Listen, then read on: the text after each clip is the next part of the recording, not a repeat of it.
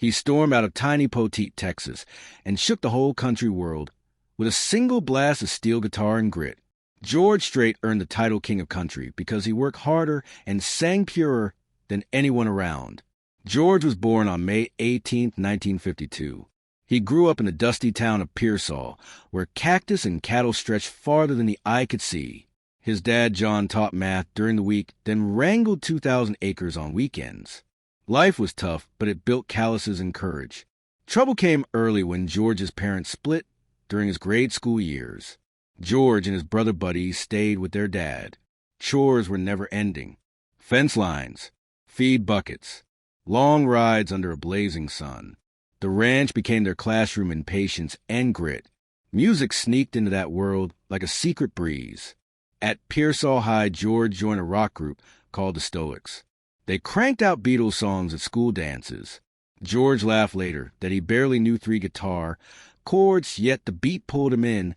After 1 year at Southwest Texas State University, George eloped with his high school sweetheart Norma. They married in secret, then almost vanished into a bigger adventure. In 1971, he enlisted in the U.S. Army. Uncle Sam shipped the young couple to Hawaii. Their lonely nights inside a tiny base apartment changed everything. George began strumming Hank Williams and Merle Haggard tunes until sunrise. By 1973, he slid into his first country band on the Army base. Western swing licks from Bob Wills sent electricity through the barracks. Soldiers stomped the floor as George found his voice. Service ended in 1975. George raced back to university to finish an agriculture degree, but the calling of stage lights grew louder. One day in 1979, he spotted a flyer for a local group named Stony Ridge. He grabbed his guitar, auditioned, and soon renamed them Ace and the whole band. They packed smoky bars from San Marcos to Houston every weekend.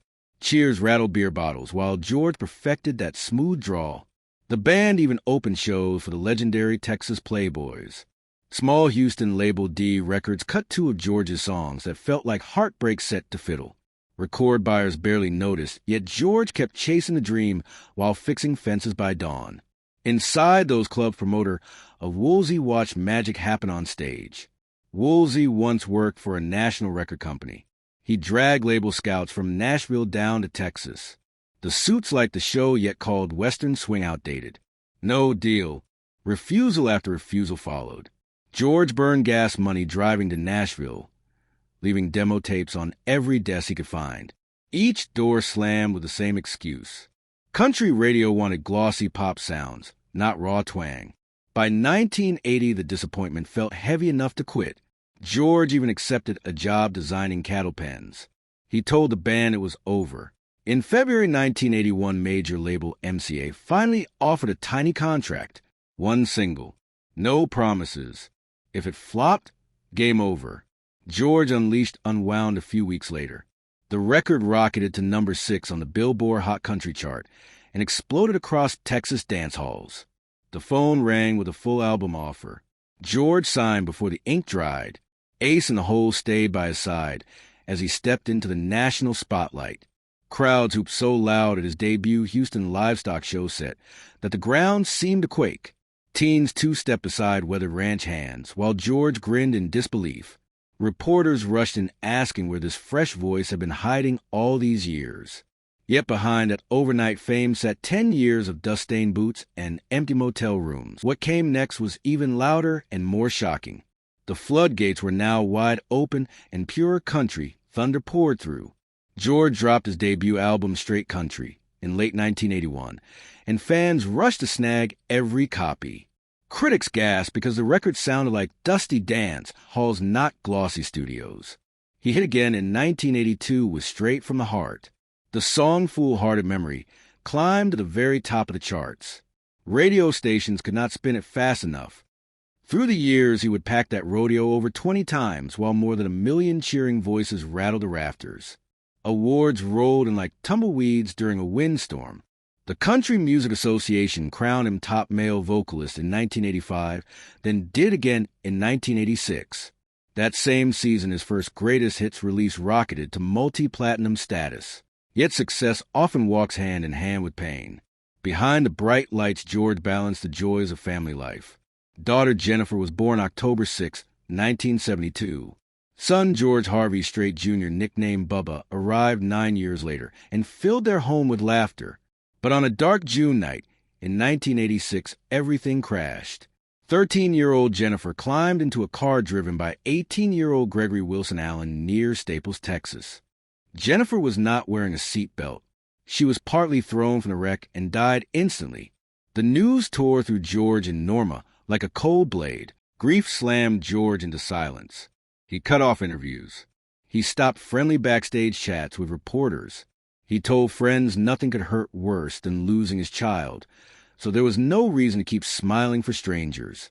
He later explained that privacy became his only shield. George said he talked only to people who were already close to him. Every stage entrance after that point carried extra weight. Music was now a lifeline, not just a job. But the show could not simply stop. Tickets were sold. Bands were booked. Fans waited in long lines, desperate to hear the songs that once healed their hearts. George gathered every shred of strength, walked a microphone, and poured his sorrow into every note. Each performance felt raw yet powerful. Audiences sensed a change and responded with deeper loyalty. They saw a man fighting pain with the one weapon he still trusted, his music. In the months that followed, he turned tragedy into quiet action. George and Norma founded the Jennifer Lynn Strait Memorial Foundation to help children in need. They kept the project low-key, yet its impact grew across Texas. Career momentum never slowed.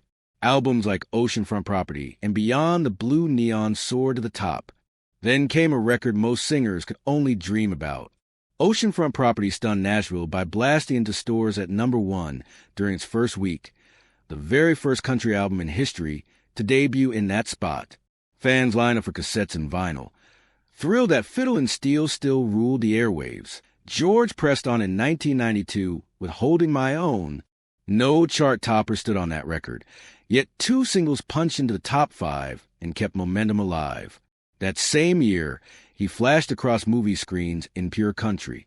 His soft-spoken ranch hero melted hearts, while soundtrack gems I Cross My Heart, Where the Sidewalk Ends, and The King of Broken Hearts echoed in every dance hall. And what unfolded next would send shockwaves far beyond Music Row. The 2000s opened with thunder as George delivered his self-titled album in September 2000. Go On, If It's Gonna Rain. And she took the wind from his sails, splashed onto playlists, and pushed the record to platinum before year's end.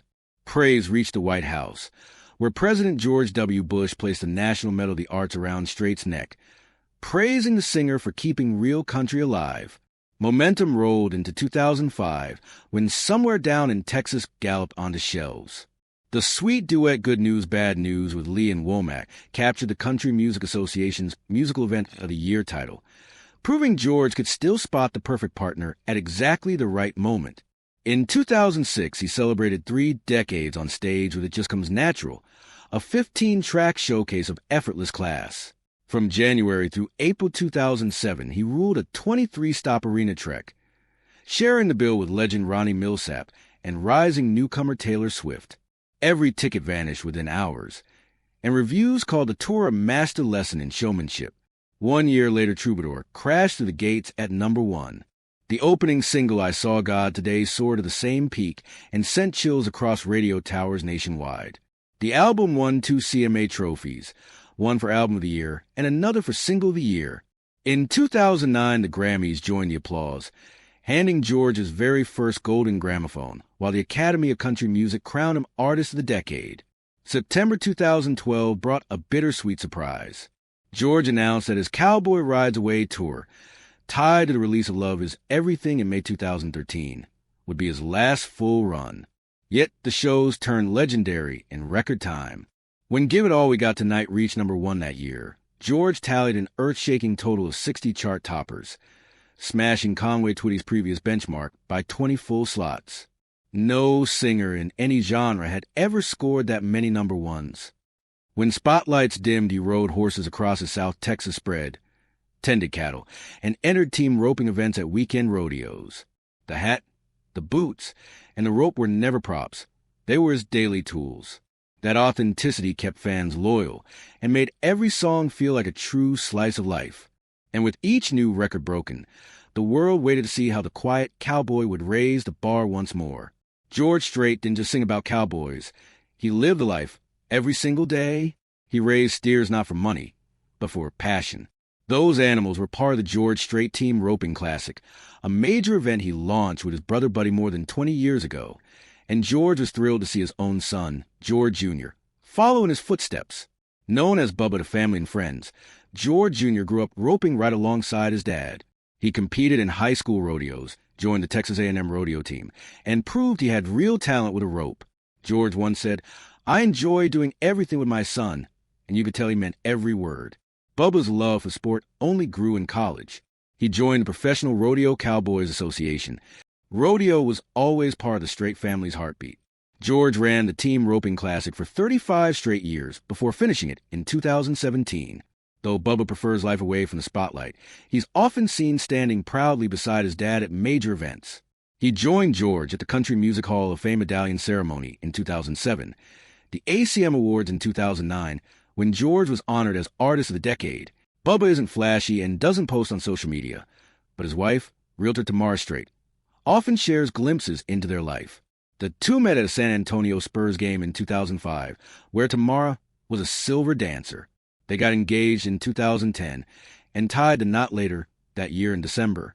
Now, they're raising a beautiful family. That family bond stretches across generations.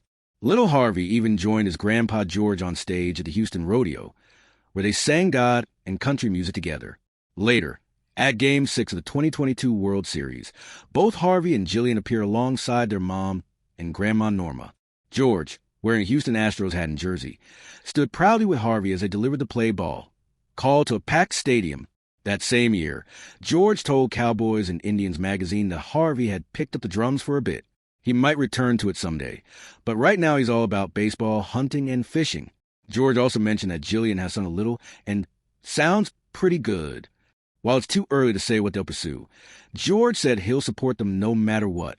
From the dusty roads of Pearsall, Texas, to sold-out stadiums and family-filled ranch days, George Strait's journey is the stuff of legends.